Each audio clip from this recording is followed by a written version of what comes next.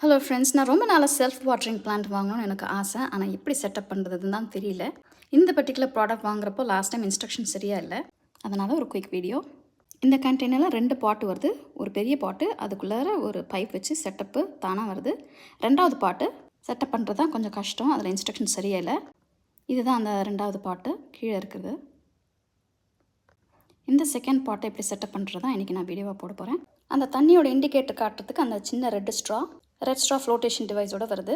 அந்த ஃப்ளோட்டேஷன் டிவைஸை இந்த பைப்புக்குள்ளார போட்டுடலாம். வெள்ளை பைப்புக்குள்ளார அதை உள்ளே ஃபுல்லாக போட்டு அதுக்கு மேலே நம்ம ஒரு சின்ன பிளாக் கலர் கவர் போட போகிறோம். அந்த கவர் வந்து இட் இஸ் அட்டாச் டு ஒரு டியூப் மாதிரி. அந்த டியூப்பில் தான் வந்து நம்ம இன்வெர்ட் பண்ணி பார்க்குறப்ப தண்ணியோட இண்டிகேஷன் லெவல் என்னன்னு காட்டும். இந்த ஹோல் செட்டப்பை இந்த பிளாக் கலர் பைப்பு சைட்லேயே ஒன்று வருது, அதை வந்து அதுக்குள்ளே இன்சர்ட் பண்ணிடுறோம்.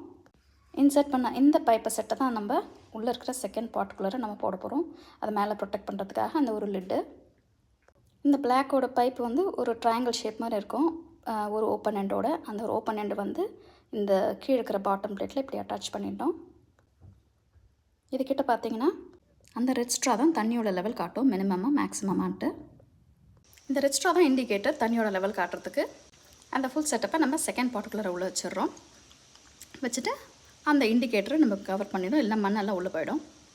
கீழே ஏற்கனவே ஸ்பேஸ் இருக்கிறதுனால அந்த செகண்ட் பார்ட்டோட பேஸில் நீங்கள் கல் எதுவும் வைக்கணும்னு அவசியம் கிடையாது. நீங்கள் மண்ணை ஃபில் பண்ண ஆரம்பிச்சிடலாம். ஃபில் பண்ண ஆரம்பிச்சுட்டு அந்த பாட்டில் இருக்கிற செடி எடுத்துகிட்டு ஜென்டலாக இது மாதிரி வேரை வந்து பிரித்து விட்டிங்கன்னா அது வந்து அந்த மண்ணில் ஊறி நல்லா வளர்கிறதுக்கு ஈஸியாக இருக்கும். அந்த செடியை செகண்ட் பாட்டில் வச்சு நீங்கள் மண்ணை டாப்அப் பண்ணிடலாம்.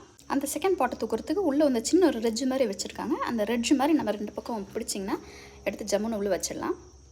பெரிய பாட்டு கொஞ்சம் ஸ்லிப்பரியாக இருக்குது, அதை தூக்க முடியாது. அதனால் முதல்ல நீங்கள் அந்த பாட்டை எங்கே வைக்கணுமோ உங்கள் வீட்டுக்குள்ளார அதை அங்கே வச்சுட்டு அதுக்கப்புறம் அந்த செகண்ட் பாட்டை எடுத்துகிட்டு போய் உள்ளே வச்சுருங்க. நான் தண்ணி ஊற்றிட்டு செடி எதுவும் மடங்கி இருக்கா அப்படின்னு பார்த்து செக் பண்ணேன். எப்படி பண்ணி வச்சா நம்ம செடிங்களுக்கு தினமும் தண்ணி ஊற்றணும்னு அவசியம் இல்லை. நல்ல ஒரு இன்வென்ஷனில்